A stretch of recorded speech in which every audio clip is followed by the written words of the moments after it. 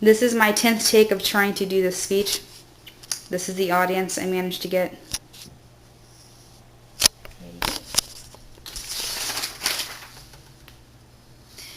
Hello everyone, my name is Chloe Collins, and I'm going to talk to you about makeup and its positive impact on society. Not a lot of people think about the importance of makeup. To begin, when makeup first emerged, it was around the medieval times era. It was not seen as a positive thing. Girls who wore makeup, they were always seen as prostitutes. According to Madeline Marsh's book entitled Complex and Cosmetics, Beauty Through the Ages, if a girl was seen just wearing a little bit of lipstick and a little bit of blush, you were a disgrace to society and an abomination. However, when Queen Elizabeth I began her reign, she wore this white powdered face makeup and a lot of girls followed along. But because makeup was not so popular, girls did other things to play around with beauty. According to a website entitled Vintage Connection, many began to pluck their eyebrows very thin, or many just began to pluck all of their eyebrows off. Many also concentrated on hair and took care of it, and what they couldn't do with makeup, they did with hair. Because makeup was limited during the Middle Ages, what little makeup girls could get their hands on usually had a lot of chemicals and poisoning in it.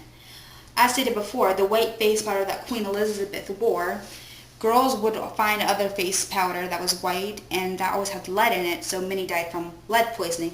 And as you can see here, Queen Elizabeth in this painting, she has no eyebrows as well.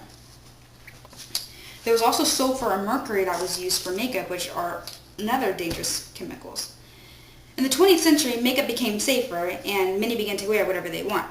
This era was the 1920s era. This was when women wanted rights and they felt independent and they no longer really listened to society norms. According to YouQueen.com, women would do whatever they had to do to get their hands on makeup. Unlike the Middle Ages when makeup was natural and hair was big, the 20th century made it reverse when hair was natural and makeup was big. As you can see here, the woman in the picture, her hair is cut very short. She has on face powder, she has on lipstick, she has on eyeshadow and eyeliner and mascara and even fake eyelashes. From the 1920s to the 1960s, makeup basically stayed the same. There wasn't much of a change, and there were icons such as Twiggy. Alright. That's what I did for my speech. Okay. And nowadays, women really want nice looking hair and nice looking makeup, and this all started mainly back in the 1970s and 80s, where we now have technology to actually take care of hair and the chemicals to take care of hair. In the 1980s, there was icons such as Cyndi Lauper, who was famous for really bright colored hair and colored eyeshadow. That trend went on for a while until the 2000s. Nowadays, modern makeup is actually all over the place. Some people like to wear really bright colored makeup, such as Katy Perry, and some like to keep it natural, such as Kate Hudson here in the picture. Cosmetics are going to be a continuing trend for a long time. According to Modes and Makeup, women love makeup and probably won't let anyone ever take it away from them.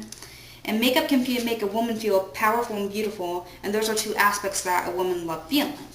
So, in conclusion, although some men and women don't really care about makeup, those are normally the ones who don't think about the history of makeup and the role it played. And makeup may not be a living thing, but it sure has made a difference in society.